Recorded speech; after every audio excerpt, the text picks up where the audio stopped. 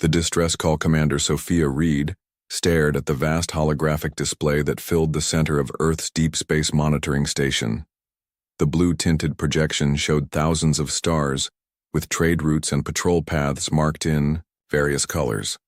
Another quiet shift was drawing to a close. 15 years in the United Earth Defense Force, she mumbled to herself, and I'm still just watching dots move across a screen. Earth had been part of the galactic community for nearly 30 years now, ever since the Galactic Confederation had stumbled upon humanity's radio signals and decided to investigate. Their initial assessment had shocked them. Earth was a Class 9 death world, a planet so inherently hostile to life that most species considered it uninhabitable. Humans, however, had evolved there, making them something of a biological curiosity and a potential threat. The Confederation maintained cordial but distant relations with Earth.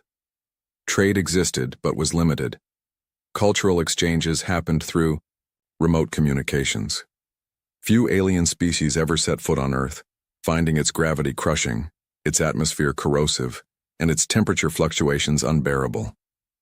Likewise, humans rarely ventured into Confederation space, as most species were quietly terrified of the hardy Deathworlders who could survive conditions that would kill most sentient beings in minutes. Commander Reed called Lieutenant Patel from his monitoring station. "I'm picking up something unusual on long-range scanners." Reed's attention snapped into focus. "Define unusual, Lieutenant." "It's a distress signal, using an old Confederation emergency frequency. Origin point is the Arcturus sector." Reed frowned. The Arcturus sector was home to the Luminari, one of the few alien species that maintained regular diplomatic contact with Earth. The Luminari were a peaceful race of scientists and philosophers who had overcome their initial fear of humans enough to establish an embassy on Luna. "Put it on the main screen," Reed ordered, standing straighter. The holographic star map disappeared, replaced by the image of a Luminari. The alien had iridescent skin that seemed to shimmer between pale blue and lavender. Its 4 eyes, arranged in a diamond pattern, blinked nervously at different intervals. Reed recognized the species immediately. "This is Science Counselor Ilaria of the Luminari exploration vessel Eternal Curiosity," the alien spoke, its translator converting its natural harmonics into English. "We are transmitting on all emergency frequencies. Our vessel has been intercepted and boarded by Void Raiders. They have taken control of our ship and are holding our crew captive." Reed felt her blood run cold. The Void Raiders were infamous pirates, a coalition of outcast species who preyed on peaceful vessels throughout the galaxy. They typically avoided human ships, recognizing that Deathworlders made for dangerous enemies. "We are a science vessel with minimal defensive capabilities," Ilaria continued, her voice trembling slightly. "The Raiders plan to sell our crew to bioengineering facilities in the Outer Rim. We estimate they will reach their destination in 7 Earth days." The Luminary paused, then added with obvious reluctance, "We are specifically transmitting to Earth because our sensors detected your patrol vessel. Vigilance is the closest ship to our position. We realize humans have a concerning reputation for violence, but we beg for your assistance. If possible, we request intervention with minimal loss of life, in accordance with Luminary principles." The transmission ended, replaced by navigational coordinates and technical specifications of the Luminary vessel. Reed immediately hit the emergency alert. Within minutes, the monitoring station filled with senior officers, including Admiral Helena Zhao, Earth's highest-ranking military commander. "Report," Zhao said crisply as she entered. Reed played the message again. The room fell silent when it finished. "The Luminari have been one of our few allies in the Confederation," Zhao noted, studying the data. "And the Void Raiders have attacked our outer colonies 3 times in the past year. Standard protocol would suggest sending a diplomatic vessel with military escort," offered Colonel Jackson, head of strategic operations. "We could negotiate for the hostages' release." "Negotiate with raiders?" Lieutenant Commander Ortiz scoffed. "They'd see that as weakness. They only understand force." Zhao studied the star map showing the coordinates. "The Vigilance is 5 days out at maximum speed. Too slow." The room erupted in suggestions and arguments. Reed watched as Admiral Zhao's expression grew increasingly thoughtful. "Silence," she finally said, and the room immediately quieted. "There is one ship that could reach them in under 3 days." A heavy silence fell as everyone realized which ship she meant. "You can't be serious," Colonel Jackson said. "The Nemesis is a prototype warship. It's never been deployed on a rescue mission." "The Nemesis was designed for high-risk operations," Zhao replied calmly, "and its crew is composed entirely of specialists from Earth's most extreme environments. Captain Chen has been running simulations for months. Her team is ready." "But the Luminary specifically requested minimal loss of life," Jackson objected. "Sending the Nemesis is like using a sledgehammer to swat a fly." Zhao turned to face the room. "The Nemesis isn't powerful just because of its weapon systems. It's powerful because of who crews it. 20 individuals who represent the absolute peak of human adaptability and survival skills. People who can endure conditions that would kill even most humans." She walked to the command console and entered her authorization code. "The raiders think they understand danger because they carry weapons and prey on weaker species," Zhao continued, her voice steady. "They've never faced true Deathworlders. Sometimes the best way to avoid violence is to show what you're capable of, so you don't have to demonstrate it." She pressed the final confirmation button. "Send the Nemesis." Across the solar system, in Earth's orbital military dock, alert signals blared throughout a sleek, dark ship. Unlike the bulky vessels that made up most of Earth's fleet, the Nemesis was built for speed and stealth. Its black hull absorbed light rather than reflecting it, making it nearly invisible against the backdrop of space. On the bridge, Captain Alara Chen received the mission brief. She read it twice, her weathered face showing no emotion. At 38, Chen had spent more than half her life in Earth's special forces, operating in environments that would kill most humans within hours. "Captain to all crew," she announced, over the ship's communication system. "Mission alert. Prepare for immediate deployment. Briefing in 10 minutes." Around the ship, 19 men and women dropped what they were doing and moved with practiced efficiency. They didn't ask questions or waste time. Each had been personally selected by Chen because they represented humanity's extraordinary adaptability. In the engine room, Chief Engineer Dmitry Volkov checked the antimatter containment systems. Born in the radiation zones of old Siberia, Volkov's body had adapted to radiation levels that would kill most humans in days. In the medical bay, Dr. Maya Okafor prepared emergency supplies. Before joining the military, she had worked in disease outbreak zones where most medical personnel refused to go without heavy protection suits. She handled deadly pathogens with casual ease. In the armory, Weapons Officer Rajan Singh inventoried the ship's arsenal. Raised in the most hostile regions of the Indian subcontinent, he could identify and handle hundreds of venomous creatures with his bare hands. 10 minutes later, they gathered on the bridge. Captain Chen stood before them, her 5'9" frame solid as steel, dark eyes intense under close-cropped black hair. "We've received a distress call from a Luminary research vessel," she explained, displaying the alien coordinates on the main screen. "They've been captured by Void Raiders and have requested our help." "Raiders," spat Navigation Officer Carmen Diaz, who had spent her early years diving in Earth's deepest and most dangerous ocean trenches. "Cowards who only attack when they outnumber their targets 5-1. Chen nodded. "The Luminary ship carries scientists and diplomats. No weapons, no defense systems. They've specifically requested non-violent intervention if possible." A few crew members exchanged glances. "That's not really our specialty, Captain," Singh said, voicing what everyone was thinking. "No," Chen agreed, a slight smile appearing on her face. "But Admiral Zhao chose us for a reason. The Luminary don't need us to fight the raiders. They need us to scare them into surrender." She enlarged the image of the pirate vessel on the screen. "And there's nothing more frightening in this galaxy than humans who decide to show exactly why we come from a death world." The Nemesis's engines roared to life, pushing the ship away from Earth at speeds that would crush the bones of softer species. The mission had begun. As the Nemesis accelerated toward interstellar space, Captain Chen retreated to her private quarters to study the mission details one final time. The Luminari vessel carried 43 scientists and diplomats. The Raider ship likely held at least twice that many pirates. The odds seemed poor on paper, but Chen knew numbers didn't tell the whole story. A knock at her door interrupted her thoughts. "Enter," she called. Dr. Okafor stepped in, carrying a small case.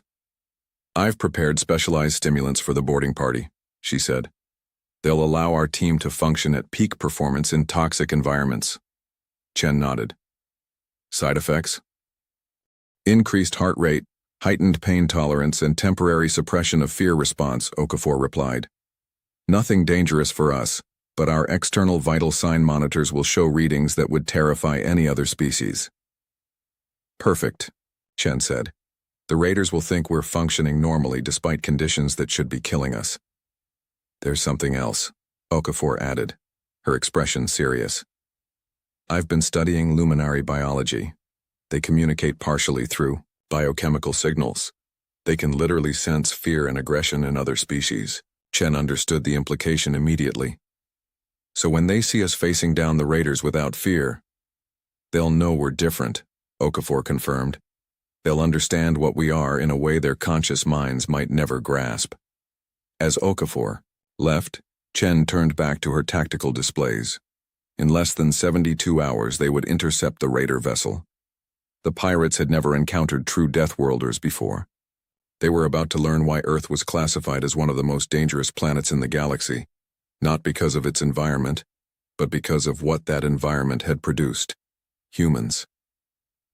The pursuit, the Nemesis, tore through space at speeds that would liquefy the internal organs of most Confederation species. Inside the ship, the crew barely noticed the crushing acceleration, their bodies long accustomed to extremes that would kill other sentient beings. In the ship's tactical room, Captain Chen gathered her senior officers for detailed mission planning. Projected on the central holotable was a three-dimensional image of the Void Raiders vessel, a massive, cobbled-together monstrosity 3 times the size of the Nemesis. "The Raider ship is a Krell-class destroyer," explained Tactical Officer Singh, manipulating the hologram to highlight different sections. "Originally a Confederation military vessel, decommissioned and sold for scrap. The Raiders modified it extensively, sacrificing speed for firepower and cargo capacity." "Cargo capacity for slaves, you mean?" muttered Communications Officer Liam Parker, a man who had survived 2 years alone in Earth's most hostile desert after a shuttle crash. "Precisely," Singh confirmed. "The Luminary hostages are likely being held here." He indicated a section near the center of the ship. "Environmental controls would be set for Luminary comfort to keep the merchandise alive." "What about the Raiders themselves?" Chen asked. Dr. Okafor stepped forward, replacing the ship schematic with biological data. "The Void Raiders consist primarily of 3 species. The leadership is mostly Krell." An image appeared of a hulking reptilian being with armored scales and multiple eyes. "The Krell evolved on a mid-gravity world with a stable tropical climate. They have natural armor and impressive strength, but several critical weaknesses." The display shifted to show internal biology. "First, they cannot regulate body temperature efficiently. Environments above 35 degrees C or below 10 degrees C cause them severe discomfort. Second, their respiratory system requires high humidity and oxygen levels. Dry air or reduced oxygen incapacitates them quickly. Their foot soldiers are mainly Varg." The display changed to show a wolf-like bipedal creature. "Enhanced sense of smell and hearing, but extremely sensitive to bright light and loud sounds. And their technical specialists are saurians." A third image appeared, showing a slender, amphibious-looking alien, intelligent but physically fragile. "They cannot survive more than a few minutes in environments humans find merely uncomfortable." Chen absorbed this information, mentally cataloging weaknesses. "And the Luminari?" "The Luminari evolved on a low-gravity world with a dense atmosphere," Okafor continued. "Their biology is delicate by our standards. Their skeletal structure would collapse under Earth gravity, and our atmospheric composition would be toxic to them. They're highly intelligent and emotionally sophisticated, but physically vulnerable. Chief Engineer Volkov, who had been quietly studying the Raider ship schematics, looked up. Captain, I believe we can use their environmental systems against them. If we can access their life support controls, we could create conditions that would incapacitate the Raiders without harming the Luminari. Elaborate, Chen ordered. The Luminari require high oxygen levels just like the Raiders, but they're more tolerant of temperature fluctuations. If we raise the ambient temperature in the Raider sections to 40 degrees Celsius and reduce humidity to near-desert levels, the Krell would be severely weakened. And the Varg? Asked Security Chief Anna Kovac, a woman who had once survived 3 weeks in a collapsed Antarctic research station. Sensitive to sound, Volkov replied with a slight smile. We could introduce high-frequency emissions through their internal communication systems, disorienting to them, barely noticeable to humans or Luminari. Chen nodded appreciatively. This was why the Nemesis crew had been selected, not just for their physical capabilities but for their ability to leverage environmental factors that other species considered lethal. Good. We'll incorporate these tactics into our approach. Now let's discuss the boarding strategy. For the next several hours, the team refined their plan. Unlike standard military operations that relied on overwhelming firepower, their approach would leverage the Raiders' own environment against them while demonstrating, viscerally, why humans were classified as Death Worlders. As the meeting concluded, Navigation Officer Diaz approached Chen privately. Captain, long-range sensors have detected unusual activity near our intercept coordinates. There appears to be another vessel shadowing the Raider ship. Chen frowned. Confederation? Unknown, Diaz replied. It's using advanced cloaking technology. I only detected it because I was running thermal scans of the area. It's maintaining distance but definitely observing the Raiders. Another rescue attempt? Possibly, but why not coordinate with us if that's the case? Chen considered this new complication. Maintain our course and speed, but keep tracking that ship. I want to know if it makes any moves. As Diaz returned to her station, Chen turned her attention back to the tactical display. The mission had just become more complex. Not only did they need to rescue the hostages and neutralize the Raiders, but now they had an unknown observer to consider. Whoever they are, Chen murmured, they're about to get an education in human capabilities. 70 hours into their journey, the Nemesis entered the Arcturus sector. This region of space was notorious for its radiation storms and gravitational anomalies, natural defenses that the Void Raiders used to discourage pursuit.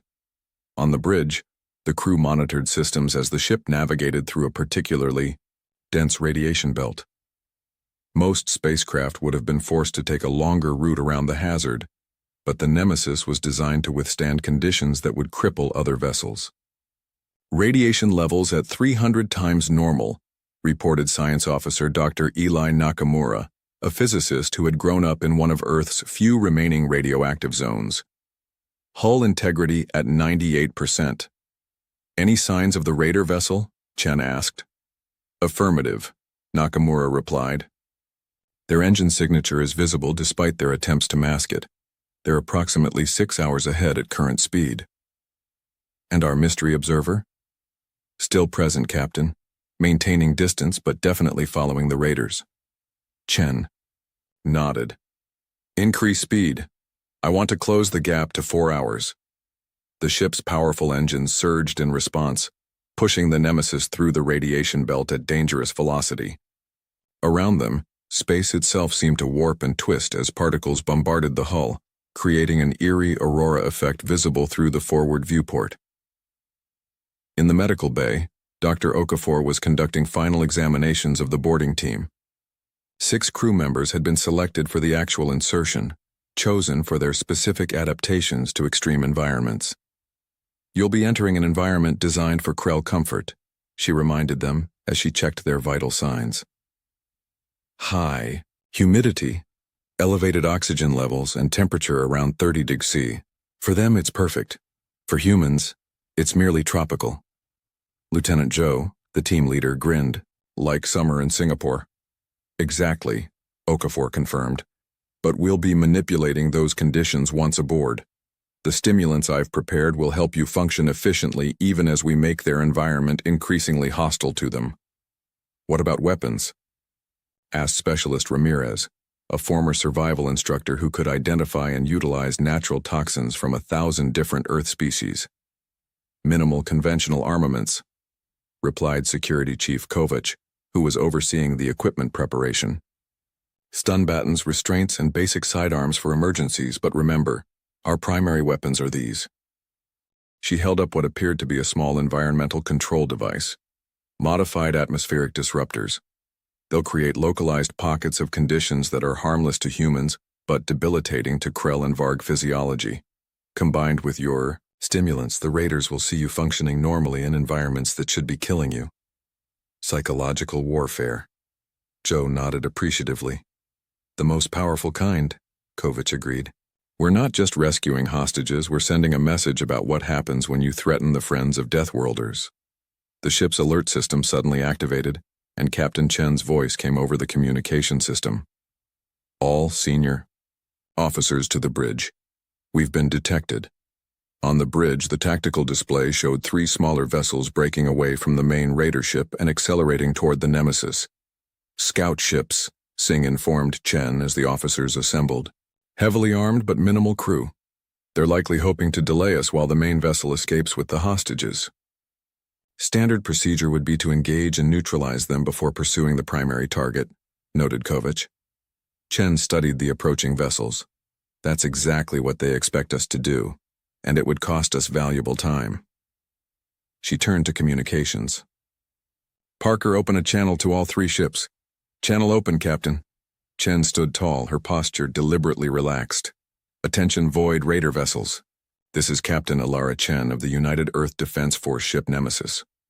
We are responding to a distress call from the Luminary research vessel you have seized. Return the hostages immediately, or face the consequences. For several seconds, there was no response. Then the main screen flickered to show the bridge of the lead scout ship. A Krell commander stared back at them, yellow eyes narrowed in contempt. Humans. The raider hissed, sharp teeth visible as he spoke. One small ship against our fleet? Your courage is admirable, but your intelligence is questionable. Chen's expression remained impassive. We're not here to negotiate. Release the Luminary scientists, or we will retrieve them ourselves. The Krell commander laughed, a harsh barking sound. You are welcome to try, Deathworlder. My scouts will keep you occupied while our main ship delivers its cargo. Perhaps we'll come back for you afterward. I've heard human specimens fetch a high price in certain markets. You misunderstand, Chen replied calmly. Your scouts are irrelevant.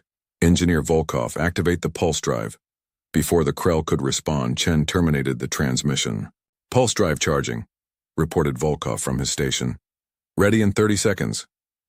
All crew, secure for extreme acceleration, Chen ordered. Boarding team, prepare for early deployment. The Nemesis hummed as its experimental drive system powered up.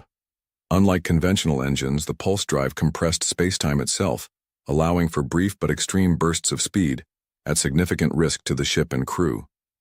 Pulse ready, Volkov confirmed. Execute, Chen commanded. The Nemesis seemed to stretch momentarily, then shot forward at impossible speed, bypassing the scout ships entirely. The force of the acceleration would have killed most species instantly, crushing them under pressures no biological organism should withstand.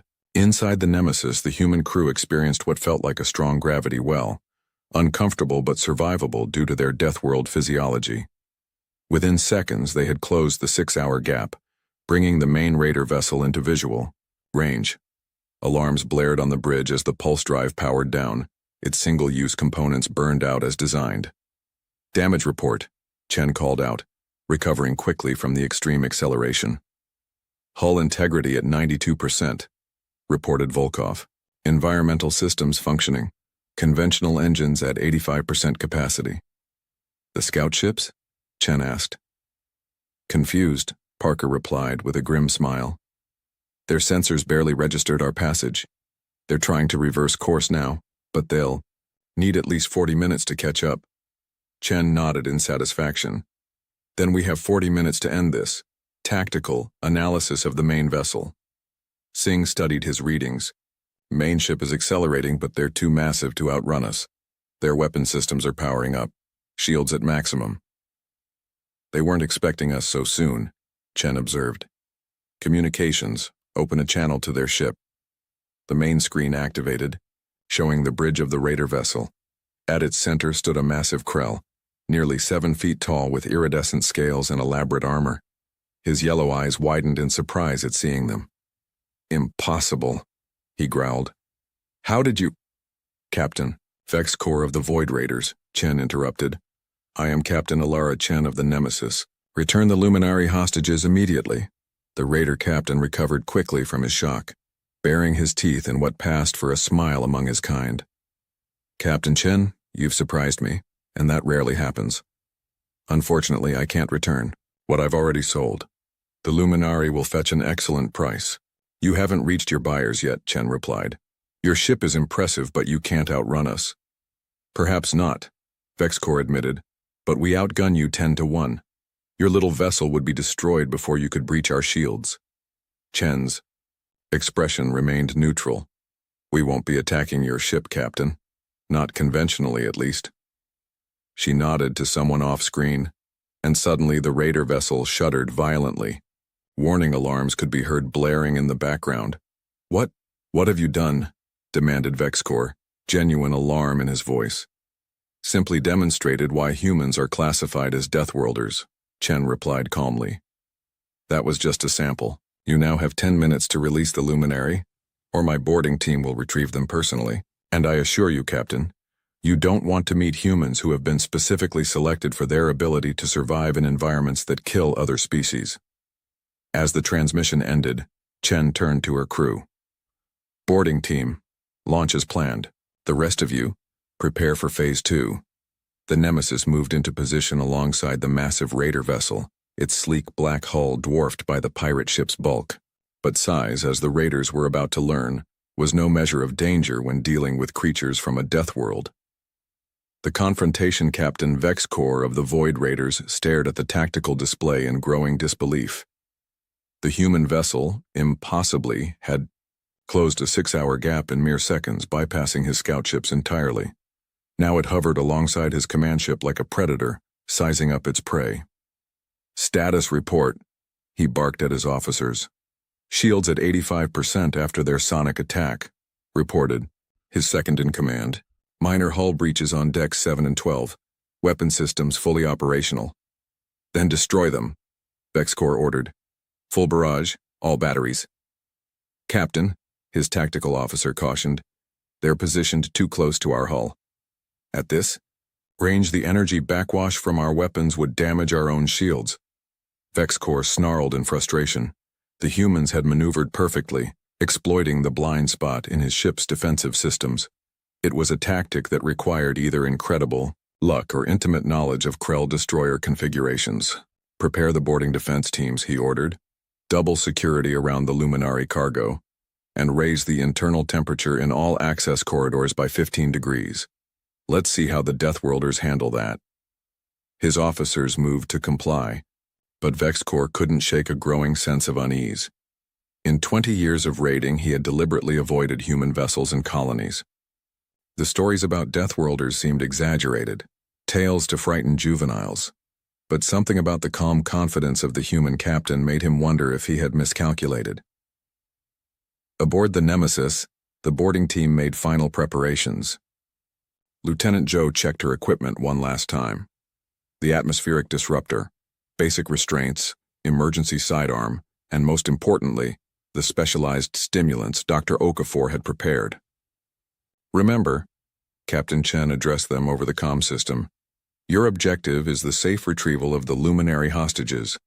The raiders will attempt to stop you using conventional means, weapons, barriers, possibly even toxic environments.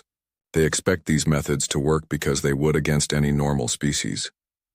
But we're not normal, Joe replied with a grim smile. Exactly, Chen confirmed.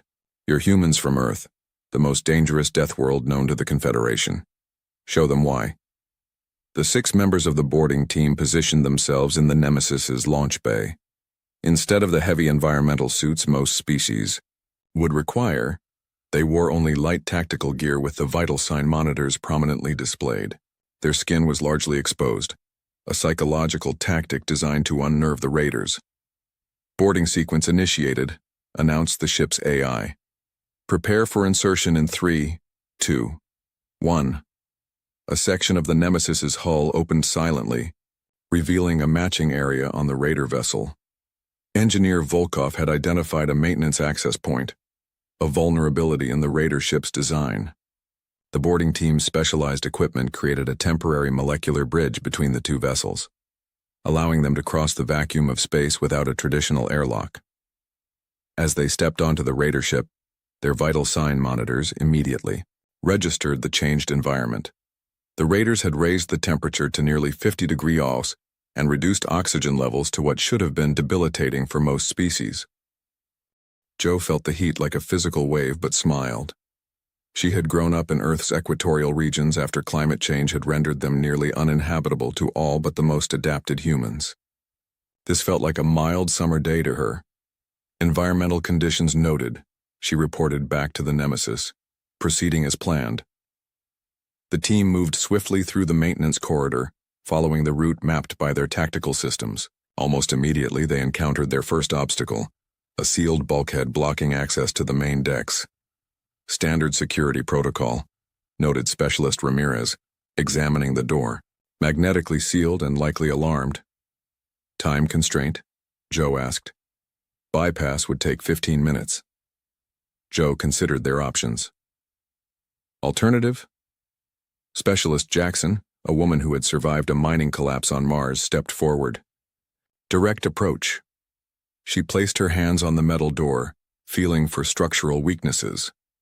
Earth gravity makes us 3 times stronger than they expect. Combined with the stimulants, she nodded to Joe, who positioned herself alongside Jackson. Together they braced and pushed against the door with all their strength. The metal groaned, then buckled under pressure no Krell had ever designed their ship to withstand.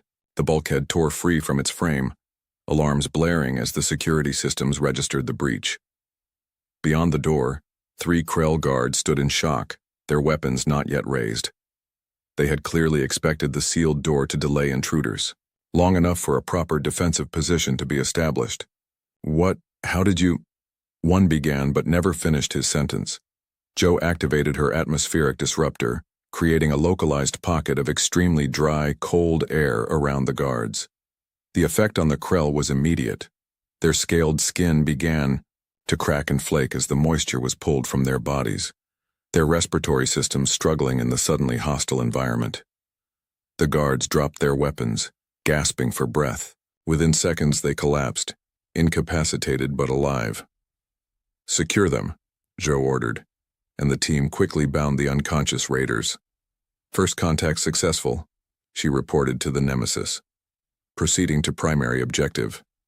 As they moved deeper into the ship, word of their presence spread rapidly through the raider communication systems. The team encountered increasingly prepared resistance, but each engagement followed a similar pattern. The raiders would set environmental traps designed to incapacitate normal boarding parties, only to watch in horror as the humans walked through conditions that should have been lethal. In a main corridor, the raiders vented toxic gas, a neural agent that caused paralysis in most species. The boarding team simply held their breath for the 3 minutes it took to cross the affected area. Their enhanced lung capacity, another gift from Earth's higher oxygen requirements, allowing them to function where others would suffocate. In País, the central hub, a squad of Varg warriors waited with sonic weapons calibrated to rupture the eardrums of most species. The humans activated their own sonic countermeasures, frequencies that were harmless to them but agonizing to the Varg's sensitive hearing. The warriors fell, clutching their heads in pain, never firing a single shot. Throughout the ship, the raiders watched in growing terror as their monitoring systems tracked the humans' vital signs. According to every biological standard they understood, the Death Worlders should have been in excruciating pain, their bodies failing under the extreme conditions. Instead, They moved with calm efficiency, their hearts beating steadily, their core temperatures stable despite environments that would kill any Confederation species in minutes. On the bridge, Captain Vexicor received increasingly frantic reports from his security teams. "They're not using weapons," his security chief reported, voice shaking. "They're using our own environment against us. They walked through neurotoxin like it was air, Captain." "Impossible," Vexicor snarled, but the fear in his officer's voice was unmistakable. The cargo hold security team just went silent. Another officer reported, "The humans are approaching the Luminari containment area."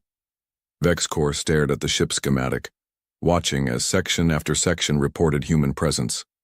They were moving methodically, inexorably toward the hostages, and nothing he had thrown at them had even slowed them down. "Send all remaining units to the cargo hold," he ordered, "and prepare an escape pod for command staff." His second-in-command stared at him in shock. "Captain, you can't mean to—" "They're not stopping," Vexicor cut him off. "Whatever these humans are, they're not like any species we've encountered before." In the cargo hold, the boarding team found themselves facing the heaviest resistance yet. 20 raiders, a mix of Krell and Varg, had established defensive positions around a large containment chamber. Inside, visible through transparent panels, were the Luminari hostages, their delicate forms huddled together in fear.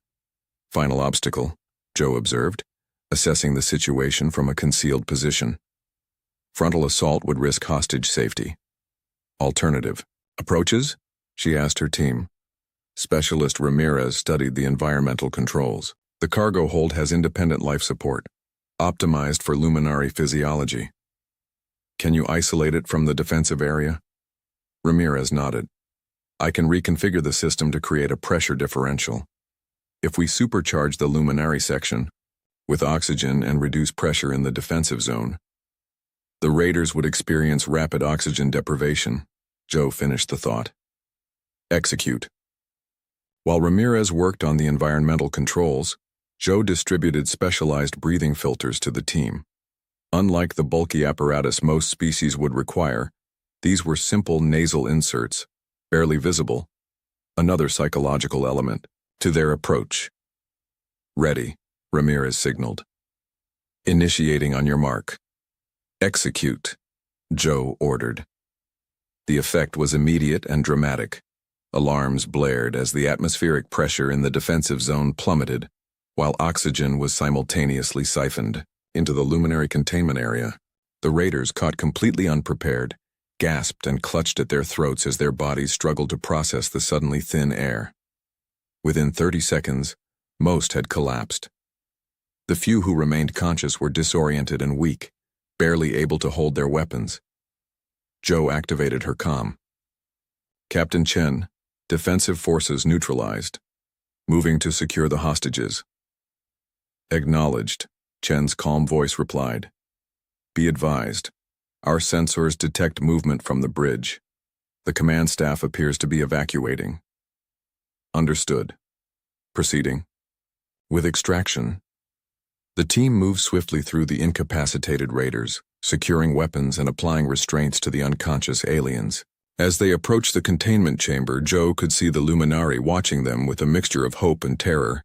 She activated the external communication system. "I am Lieutenant Joe of the United Earth Defense Force ship Nemesis. We're here in response to your distress call.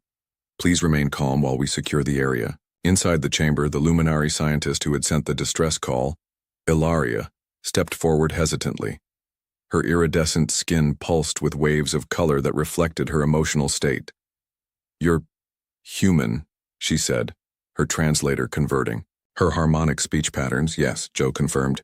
"Earth received your distress call, but we requested nonviolent intervention," Ilaria noted, looking at the unconscious raiders with concern. Joe gestured around the cargo hold. "No shots fired, no permanent harm done. They'll recover fully once normal atmospheric conditions are restored." The Luminari's colors shifted in what appeared to be surprise. "You subdued the entire raider crew without weapons?" "We use the environment," Joe explained simply.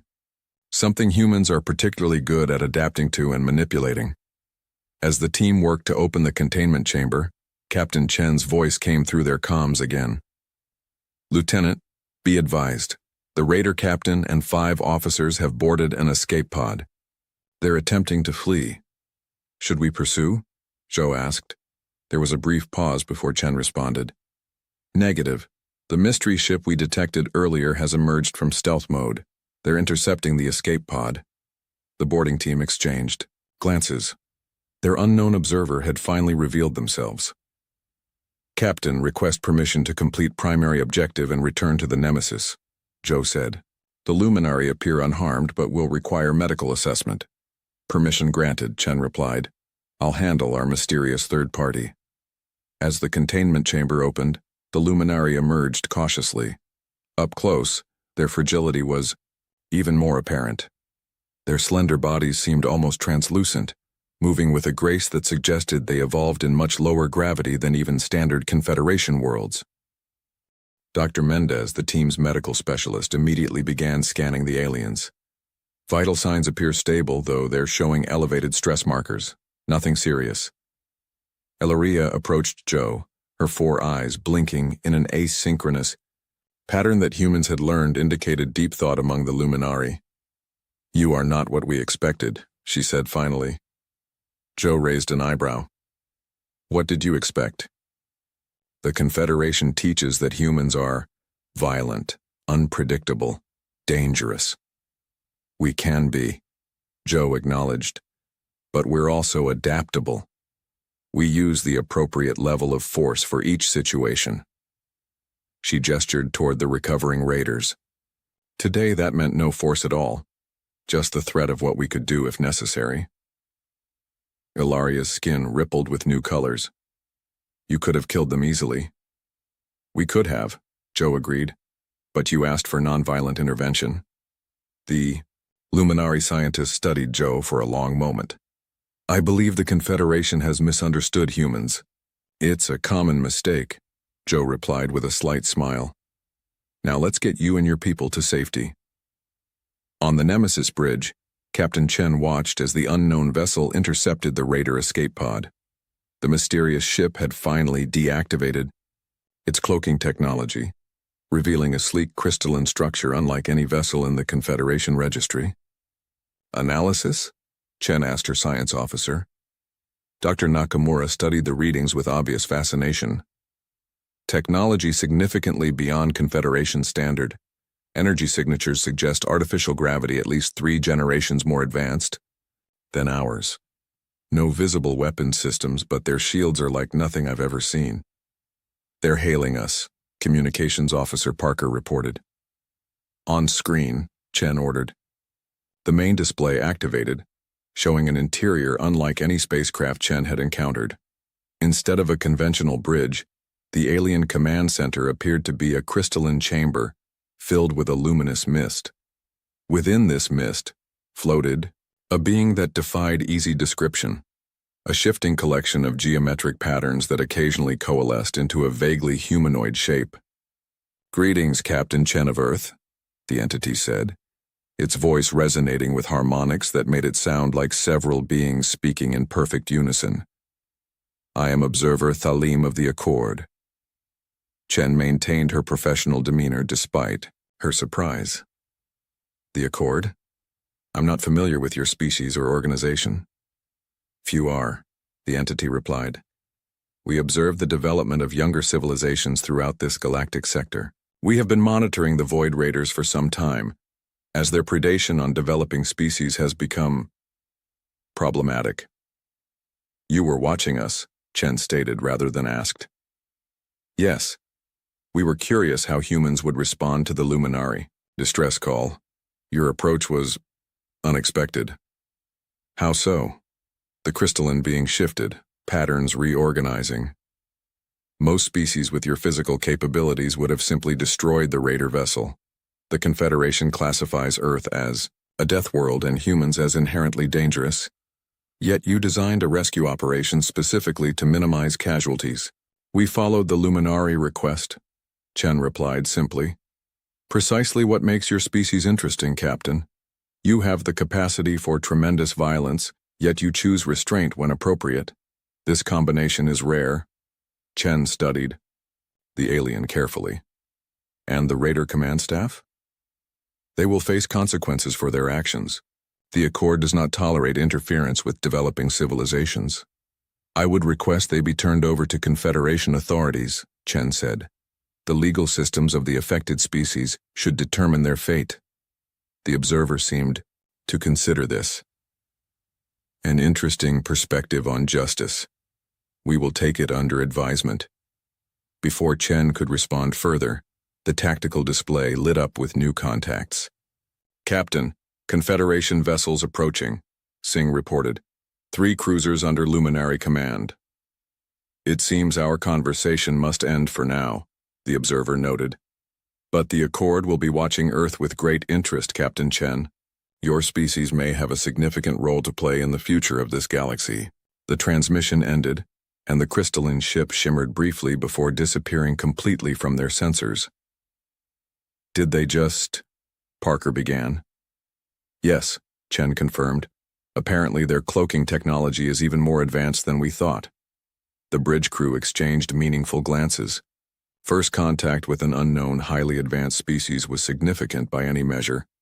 Captain, the boarding team has secured all Luminary hostages, reported Security Chief Kovac. They're returning to the ship now. The Raiders have been secured, and their ship's systems locked down. Excellent, Chen acknowledged. Prepare to receive the Luminary. Medical teams on standby. As the Confederation vessels approached, Chen composed herself for the diplomatic complexities that would inevitably follow.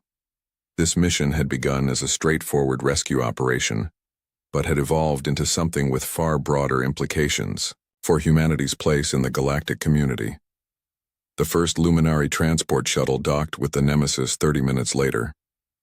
Captain Chen waited in the reception area as Ilaria and a small delegation of senior Luminary scientists emerged, their slender forms moving cautiously in the ship's Earth-normal gravity, despite the accommodations Chen had ordered.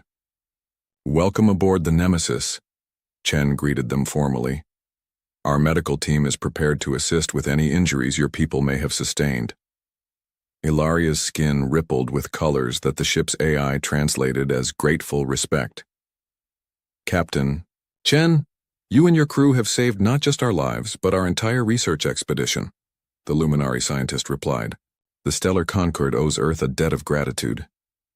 We responded as any ally would, Chen said simply. Ilaria's 4 eyes blinked in their thoughtful pattern. But not as the Confederation expected you would. News of this rescue will spread quickly, Captain. It will challenge many assumptions about humans. That may be for the best, Chen suggested. Misconceptions rarely benefit anyone. Indeed, Ilaria agreed. The Luminary High Council has authorized me to extend an invitation. We would welcome a permanent human diplomatic presence on our homeworld, the first such invitation we have extended to any Death World species. Chen recognized the significance of this offer. The Luminary, despite their friendly relations with Earth, had always maintained a careful distance, like most Confederation species. I will convey your invitation to Earth Command, she replied. I believe they will receive it favorably. As the Luminary delegation moved toward the ship's conference room for debriefing, Lieutenant Zhou appeared at Chen's side. The Raiders are being transferred to Confederation custody, she reported. No casualties on either side. Mission accomplished, Captain. Chen nodded in approval. And our mysterious observer? No sign of them on any sensors. It's as if they were never here. Oh, they were here, Chen said quietly. And I suspect we'll be seeing them again. Later, as the Nemesis prepared to escort the Luminary back to Confederation space, Captain Chen recorded her official mission log in her private quarters. Mission completed successfully, she dictated. All Luminary hostages rescued without casualties. The Void Raiders have been apprehended and will face Confederation justice. But the most significant outcome may be diplomatic, rather than tactical. She paused, considering her next words carefully. For decades, humanity has been feared and misunderstood by the galactic community. Classified as Deathworlders, we've been kept at arm's length by species who see only our capacity for violence without recognizing our equally strong capacity for restraint. Today's events may mark a turning point in that perception. Chen thought of the Luminari scientists, watching in amazement as humans neutralized an entire raider crew without firing a shot. She thought of the mysterious observer, intrigued by humanity's unexpected approach to conflict resolution. "We are Deathworlders," she continued. "Earth shaped us to survive conditions that would kill most sentient beings. But survival on a harsh world teaches more than just strength. It teaches wisdom about when to use that strength and when to hold it in reserve. Perhaps that is humanity's true gift to the galaxy. Not our capacity for violence, but our understanding of when violence is unnecessary.